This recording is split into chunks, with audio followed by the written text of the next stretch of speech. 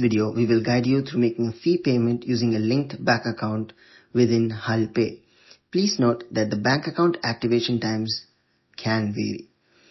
To initiate a payment, tap on the specific student from your dashboard. On their page, you will find a clear list of all outstanding fees. Just like with card payments, simply tap on the invoices you do not wish to pay for at this time. Once your invoices are selected, tap Select Payment Method. If you haven't linked a bank account before, you will see a button labeled Add Bank. Tap this button. A secure pop-up will appear. Here you will enter your bank login details to securely link your account. As soon as your bank account is successfully added, the app will automatically navigate you back to your dashboard. Please note that depending on your bank, the account may not be immediately active for payments.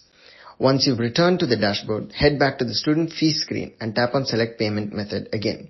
You will now find your newly linked bank accounts listed as an available payment option. Tap to select the bank account you wish to use. With your bank account selected, tap Pay Now. This will securely trigger the payment portal. If your bank requires any two-factor authentication, such as an OTP or a separate app approval, you will complete those steps within this portal.